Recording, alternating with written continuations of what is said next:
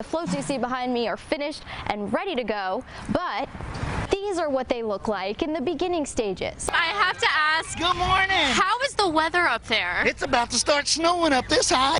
But when that help wasn't easy to deliver during the freeze, that's when another group rolled up in their Jeeps, ready to tackle the ice and snow. Very cold morning. You saw me come in all bundled up with my scarf and boots. I'm not used to this. Well, the rain is getting a little bit heavier right now. It's just been raining continuously since we've been out here. Perfect. I can see why this is a very popular flavor, though, and it tastes like a cinnamon bun almost. Welcome back to East Texas Live on KETK. We've got Gail with us with Pets for People, and we've got a very hyper puppy here named Katie.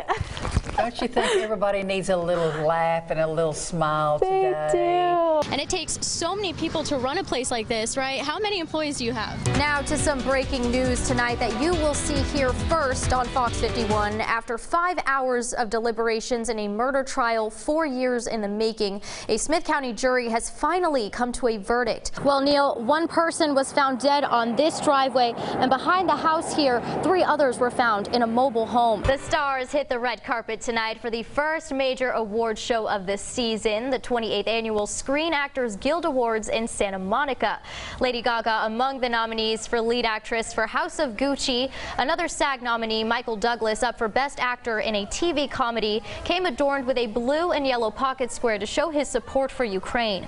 Tonight's awards are voted on by actors, peers, and are often seen as a guideline for potential winners at next month's Academy Awards. This is the gas station 47-year-old Jeff Gurla would often visit, filling up his 2017 red Dodge Challenger, the same car the murder suspects allegedly stole after shooting and killing him. Sheriff Dixon did confirm the man is 75 years old, but his identity has not yet been released. His body was taken to the Dallas-Fort Worth area for autopsy. Live in Cherokee County, Lauren Margolis, KETK News. What you think? Just hours ago, Judge Jackson announced the jury had convicted William Davis of killing 4 patients. And no farm would be complete without animals. They're scattered all throughout Animal Town here. Ryan Miller and Casey Isbell have a unique love story. I was like, hey, can you melt some snow so I can flush the toilet, please?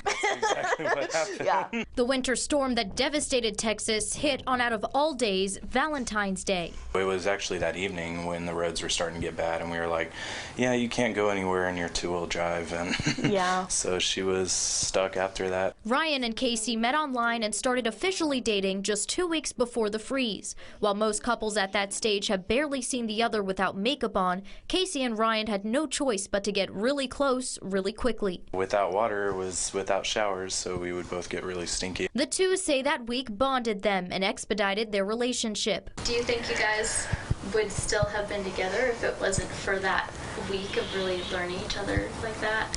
I don't know. I haven't thought about that.